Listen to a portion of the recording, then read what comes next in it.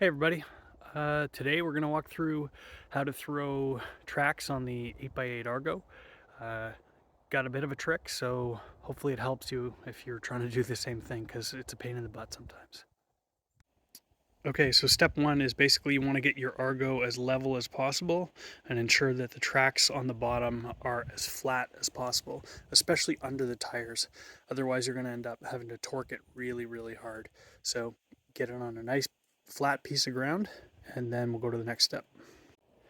Okay, so now we've dragged the tracks onto the top.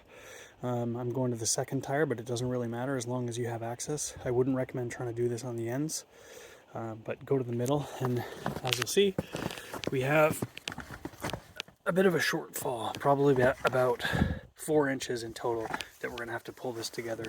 So I'll show you a little handy trick that I have. Basically, I haven't installed any ice cleats, so you can see each track has a hole in it, and I'll be inserting these bolts through it, which basically will allow me to hook a ratchet strap onto each, or actually one ratchet strap, and then tension it securely across all 4 points, and it pulls it together perfectly. Okay, so on the third track back, what I'm going to do is simply drop this through the existing hole, put a nut on the bottom of it, secure it. And so I'm also going to do that 2 back at the front, so on the third one from the front, and I'm also going to do the insides on both, so we'll have 4 points to secure from once I'm done. So I'll show you that in a second. Okay, now you can see that I've installed all 4 loops, and I've also removed the pin, which will slide in once the once the 2 tracks are closer together. The other thing I didn't mention is that I have deflated the tires, so I've removed as much air as I can basically out of the tires, so that there's again less force to pull.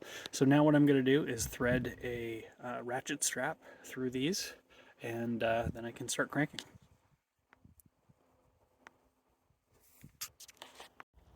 Okay, so I've put a single hook on the inside, looped it through to the front, across, and now I'm coming back to the ratchet.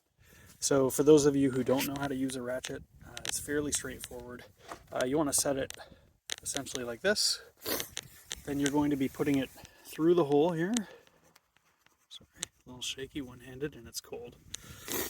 Put it through the ratchet.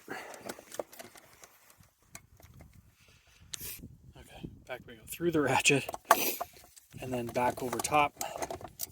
Back on itself. And then we're just going to pull it tight, and then you can begin to ratchet it. So I'll get that set up and show you in 1 second. Okay, so now we've got the ratchet all tightened up. You can see that there's a good amount of tension in the belt, and the tracks are coming closer together. So as I continue to ratchet this thing tighter and tighter, we've got enough play to make little adjustments, and then I'll put the rod through. So see it in a second.